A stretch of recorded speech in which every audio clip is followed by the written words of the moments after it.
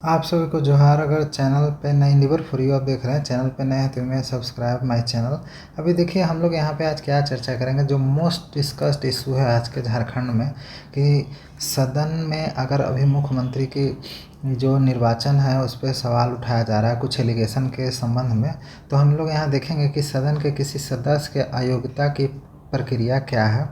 दूसरा देखेंगे क्या लाभ के पद और भ्रष्टाचार निवारण के आरोप में बरहट विधानसभा सीट खाली हो जाएगा, जिसको रिप्रेजेंट करते हैं हमारे श्री हेमंत सोरेन। फिर देखेंगे हम लोग हाई कोर्ट में दायर जनहित याचिका जो पब्लिक इंटरेस्ट लिटिगेशन है उसमें राजनीतिक दल द्वारा पब्लिक इंटरेस्ट लिटिगेशन और राजनीतिक दल द्वारा जो आरोप लगाया दोनों पे अलग अलग हम बात करेंगे। और डिवीज़न बेंच का उस पर क्या आदेश हुआ जो पब्लिक इंटरेस्ट लिटिगेशन फाइल हुआ उस पर हम लोग बात करेंगे। फिर आगे देखेंगे कि झारखंड के अगर ऐसी स्थिति उत्पन्न हो जाती है कि निर्वाचन आयोग रिकमेंड करता है राष्ट्रपति को कि गवर्नर को कि मुख्यमंत्री का निर्वाचन में गड़बड़ी है, एलिगेशन सत्य पाया गया है, लाभ के पद धारण कर रहे थे, तो ऐसी स्थिति में अगले मुख्यमंत्री कौन हो सकते हैं। फिर हम लोग देखेंगे माननीय सर्वोच्च न्यायालय द्वारा तय किए गए विभिन्न मामलों में उदाहरणों के साथ मुख्यमंत्री के लिए उपलब्ध उपचार क्या है, कौन कौन साइटेशन केस ऐसा डिसाइडेड रूलिंग है जो उनको बचाने में मदद कर सकता है। इसी बीच में हम लोग देखेंगे कि दिशोम गुरु का जो फेम जेएमएम केस क्या है और अंत में आगे का रास्ता। अगर ऐसी स्थिति उत्पन्न हो गई तो आगे का रास्ता क्या है। बने रहिए हमारे साथ वीडियो पूरा तक। पहले हम लोग ये जानना चाहेंगे कि सदन के किसी सदस्य की अयोग्यता का क्या प्रक्रिया है। देखिए सबसे पहले होता है कि कोई आदमी कंप्लेन डायरेक्टली या गवर्नर को करे या फिर इलेक्शन कमीशन ऑफ इंडिया को। अगर गवर्नर को करता है तो गवर्नर, जैसे इस केस में देखिए गवर्नर के यहाँ कंप्लेन फाइल हुआ तो गवर्नर उसे इलेक्शन कमीशन को रेफर करते हैं और इलेक्शन कमीशन ऑफ इंडिया क्या करते हैं, आरोपों की सत्यता के संबंध में जांच करती है। उससे सिविल जो चीफ सेक्रेटरी हैं उससे भी रिपोर्ट मांग सकता है या उस समय उसका power as a civil court होता है। जो हम लोग देखेंगे रिप्रेजेंटेशन ऑफ पीपुल्स एक्ट का धारा 146 1951 का, उसमें उनको पावर होता है एज ए सिविल कोर्ट, वो सम्मन कर सकते हैं, डॉक्यूमेंट मंगा सकते हैं। उसके बाद इलेक्शन कमीशन अपना ओपिनियन देगा जो बाइंडिंग होता है और देयर आफ्टर गवर्नर आदेश करते हैं कि इनकी सदस्यता बची आरोपों के आधार पर या जाएगी। फिर ये होता है कि गवर्नर के आदेश को उच्च न्यायालय के समक्ष चुनौती दी जा सकती है, जैसा कि हम लोग कई मामले में दिल्ली, कर्नाटक, उड़ीसा बहुत सारे मामले में हम लोग देख चुके हैं। उस पर भी हम लोग ब्रीफ में बात करेंगे। अब देखिए क्या लाभ का पद जिसको ऑफिस ऑफ प्रॉफिट और भ्रष्टाचार निवारक अधिनियम 1988 के आरोप में बरहट विधानसभा सीट खाली हो जाएगी। देखिए आरोप यह है कि श्री हेमंत सोरेन ने जन प्रतिनिधित्व अधिनियम 1951 के प्रासंगिक भ्रष्टाचार प्रावधानों के तहत जांच की जानी तय है। सही अगर ये पाया जाता है, अगर इलेक्शन कमीशन ऐसा ओपिनियन देता है, गवर्नर सहमत होते हैं, तो उनका अयोग्यता का कारण हो सकता है कि वो सीट से डिस्क्वालीफाई होते हैं। तो क्या हो जाएगा, वो सीट खाली हो जाएगा। चार्ज किस में आएगा, 7A 13 1D prevention of corruption act जो भ्रष्टाचार निरोधक कानून है और सेक्शन 169 भारतीय दंड विधान की धारा 169, इन सब पर भी बात करेंगे कि ये 169 होता क्या है। अब देखिए सबसे पहले हम देखते हैं, पहले पॉलिटिकल एलिगेशन देखेंगे जो लगाया गया राजनीतिक पार्टियों द्वारा, जिसके आधार पर गवर्नर मैटर रेफर किए इलेक्शन कमीशन को। उसके बाद हम लोग देखेंगे जो पिटीशन शिव शंकर शर्मा के द्वारा फाइल किया गया है लोकहित याचिका, उस पर बात करेंगे। तो देखिए सबसे पहले है कि रघुवर दास के नेतृत्व में एक प्रतिनिधि मंडल 10 फरवरी को राजभवन में राज्यपाल के सामने ये ज्ञापन सौंपा है जिस पे संज्ञान लिया गया है। उसके बाद बाबूलाल मरांडी भी एक प्रतिनिधि मंडल के साथ राज्यपाल के यहाँ 11 फरवरी को अप्रोच किए कि ऐसा ऐसा एलिगेशन है। इन सबों में कहा गया है कि श्री सोरेन जो मुख्यमंत्री अपने कार्यालय की शक्ति, देखिए मिसयूज ऑफ पावर, कार्यालय की शक्ति का दुरुपयोग करके और जन प्रतिनिधित्व अधिनियम 1951 की धारा 9 है, देखिए धारा 9 है क्या है उस पर भी हम बात करेंगे, का उल्लंघन करके किए हैं, इसलिए इनकी सदस्यता जानी चाहिए। फिर देखिए और क्या एलिगेशन है कि चूँकि यह लाभ का पद का मामला है, ऑफिस ऑफ प्रॉफिट, क्योंकि मुख्यमंत्री रहते हुए श्री हेमंत सोरेन ने खनन पट्टा हासिल किया है, तो पार्टी ने मांग किया कि बरहट विधानसभा क्षेत्र का प्रतिनिधित्व करने वाले सोरेन को जन प्रतिनिधित्व अधिनियम 1951 और भ्रष्टाचार निवारक अधिनियम 1988 की विभिन्न धाराओं के उल्लंघन करने के लिए उन्हें अयोग्य घोषित किया जाए। ये देखिए पॉलिटिकल डिमांड है।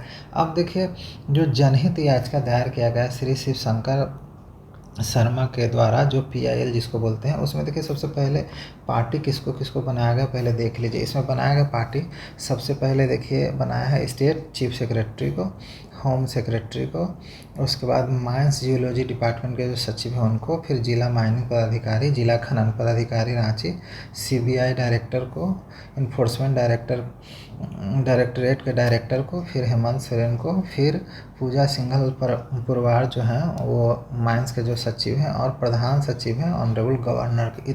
ये 9 लोगों को पार्टी बनाया गया है। सबसे अलग अलग कारण है क्यों बनाया गया है।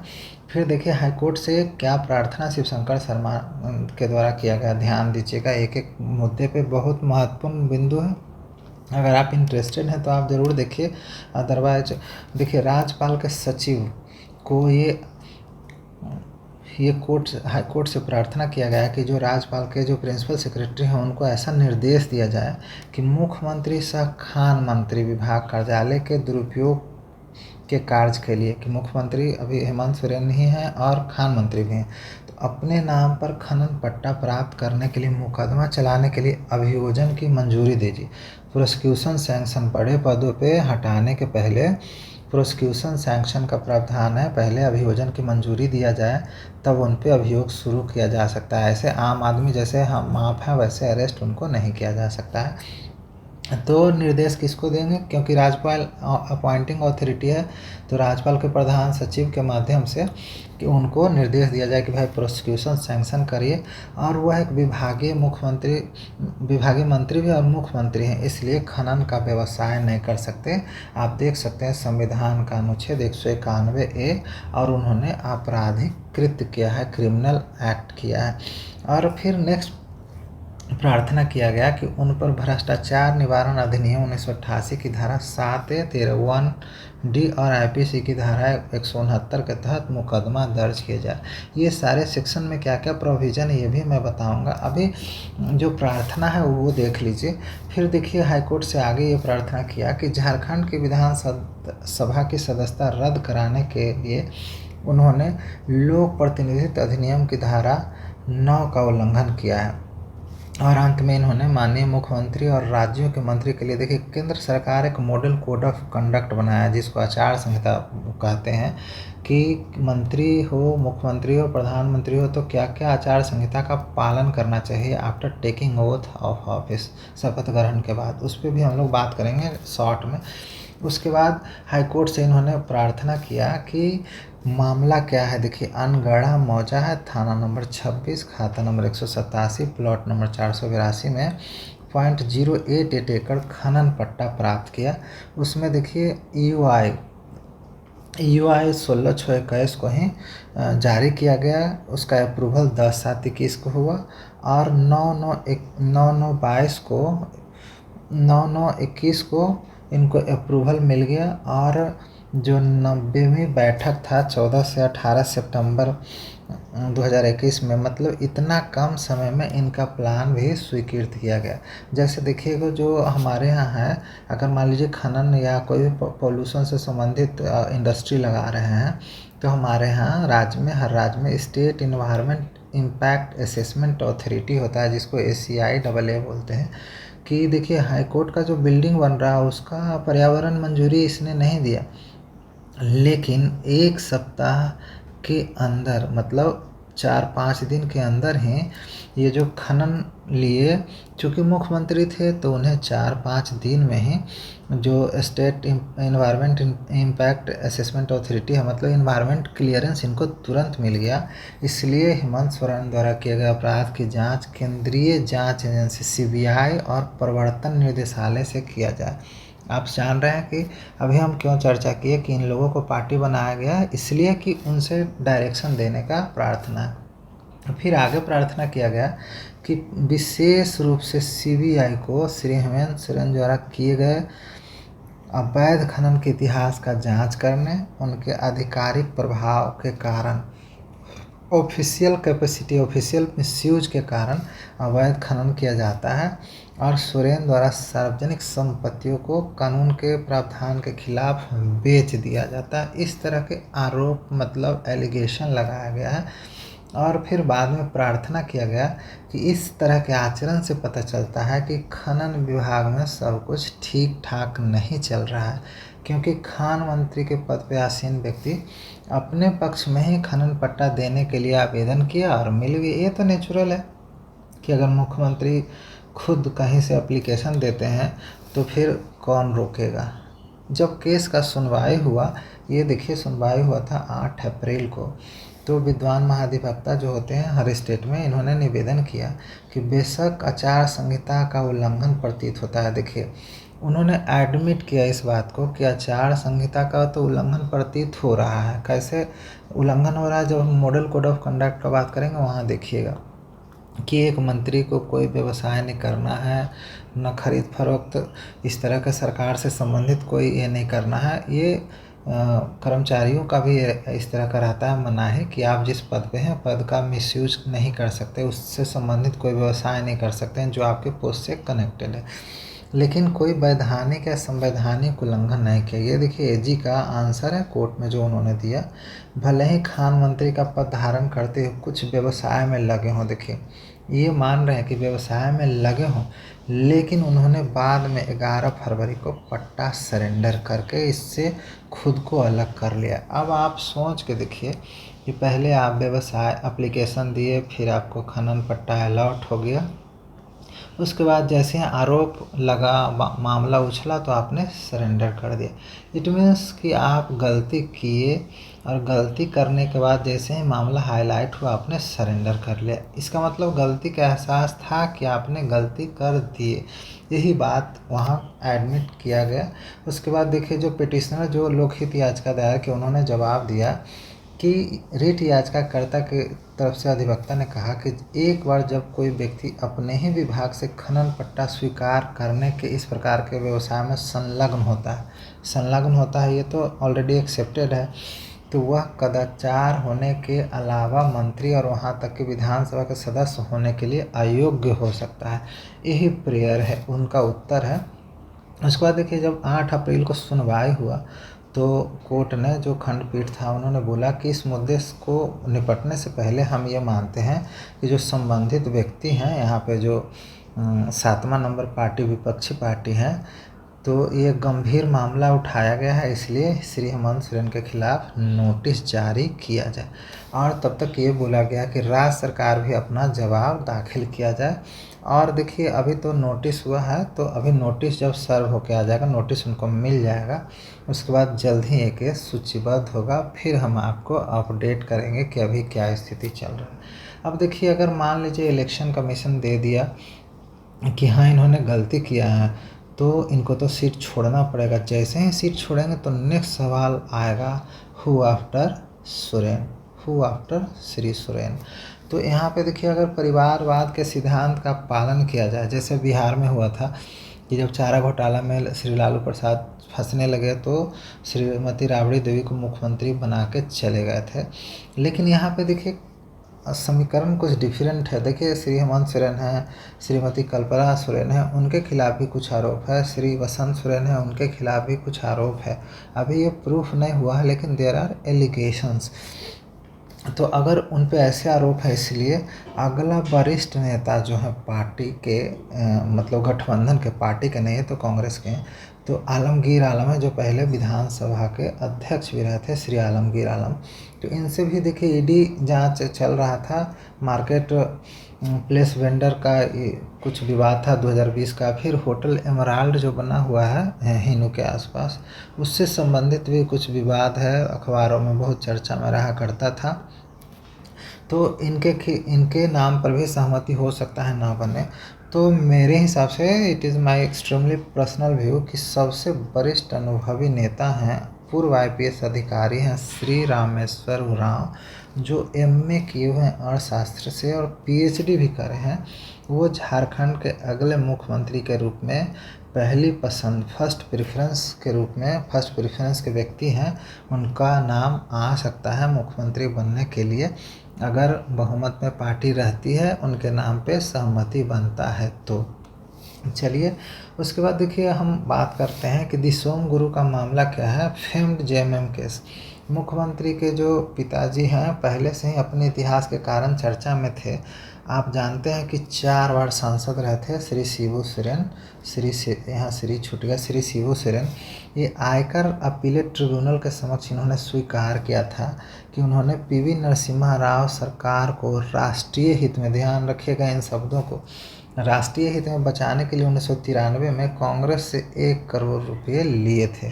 कहाँ इन्होंने बोला था, हम आपके सामने नहीं, इनकम टैक्स अपीलेट ट्रिब्यूनल के सामने। झामुमो नेता ने दावा किया कि पैसा रिश्वत नहीं था बल्कि झारखंड के लोगों को कल्याण के लिए था। आप समझ सकते हैं, इसी केस को फेम्ड जेएमएम केस के रूप में जाना जाने लगा। तो पहले भी इस तरह के इतिहास जेएमएम पार्टी से आया था। हो सकता है कि आप इससे सहमत हो, सहमत ना हो। अब देखिए, अब हम ये चर्चा करते हैं कि जो जो आरोप जिन धाराओं पे लगा है उन धाराओं के प्रावधान है क्या। अगर इलेक्शन कमीशन के पास गया है तो वो किन बिंदुओं पर ध्यान रखते हुए वो अपना ओपिनियन देगा कि इनकी सदस्यता जानी चाहिए या नहीं जानी चाहिए, गया या बच गया, बरहेट सीट खाली या नहीं खाली।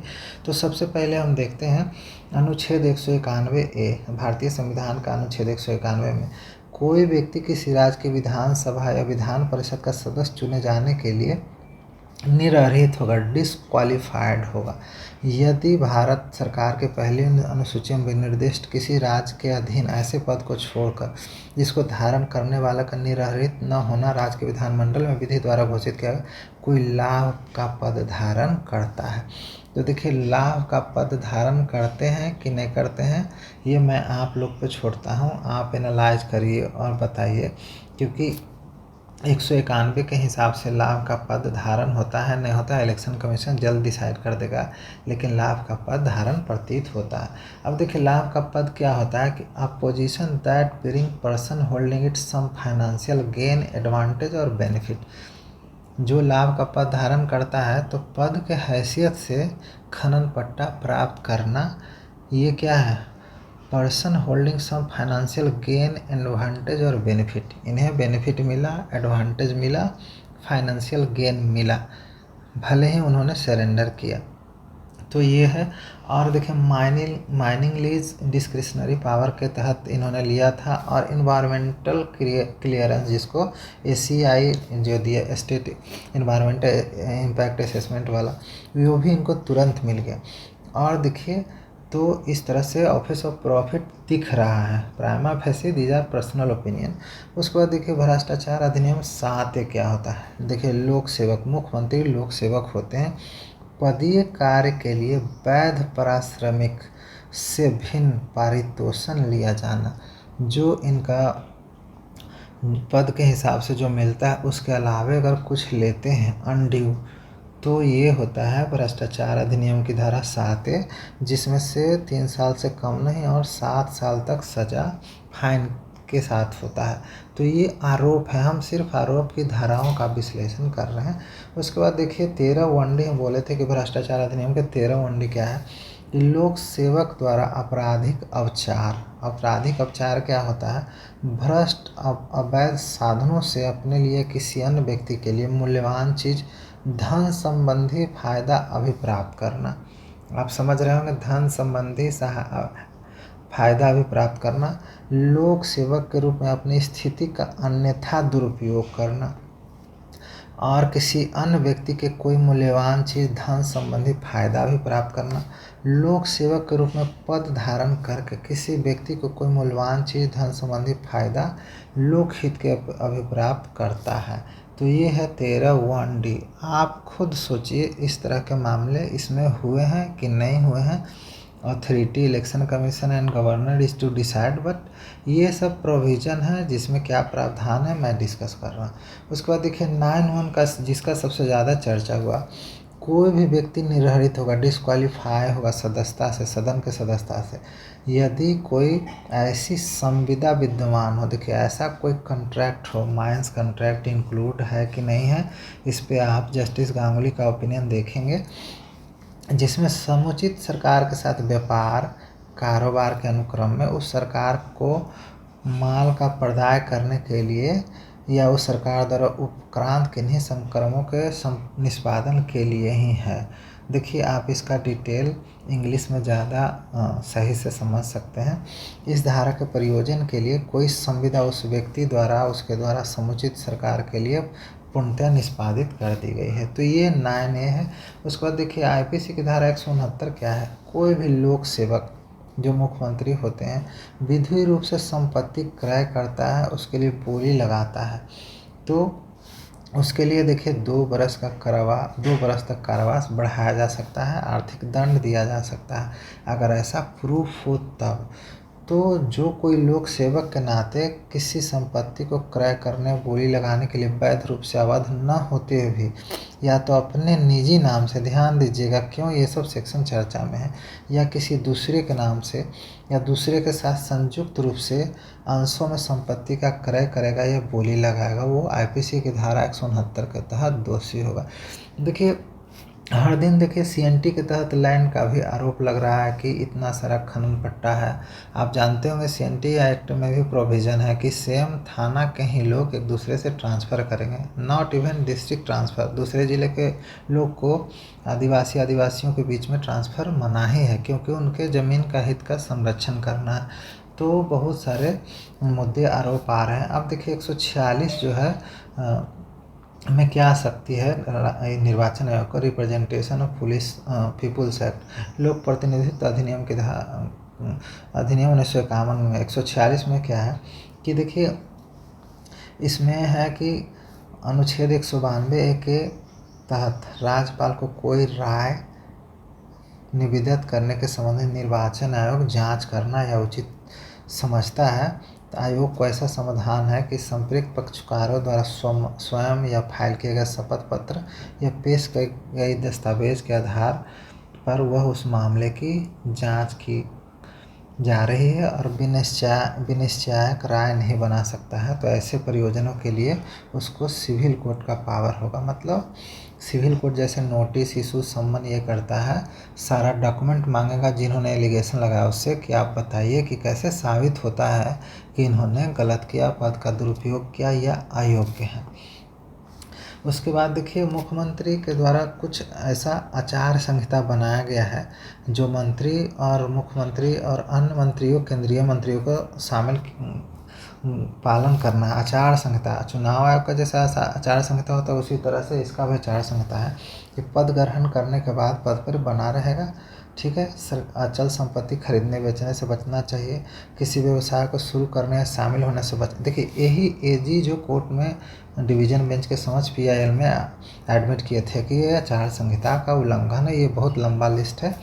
फिर देखिए अब देखिए आगे क्या हो सकता है। उपरोक्त चर्चा देखने से निष्कर्ष पर पहुंचते हैं कि चुनाव की सिफारिश पालन करते हुए राज्यपाल बरहेट विधानसभा से इन आरोपों की सत्यता के मद्देनजर उनकी अयोग्यता को मंजूरी देते हैं तो वह उच्च न्यायालय का आश्रय ले सकते हैं, श्री हेमंत सोरेन। लेकिन उच्च न्यायालय का दरवाज़ा खटखटाते समय वे नैतिक दबाव में होंगे, पूरा नैतिक दबाव रहेगा। विपक्ष उससे भ्रष्ट आरोप को याद कर दिलाते रहेगा, उन्हें त्यागपत्र दे देना चाहिए और उन्हें अनुभवी नेता श्री रामेश्वर उरांव को सौंप देना चाहिए सत्ता, ऐसा मैं मानता हूँ।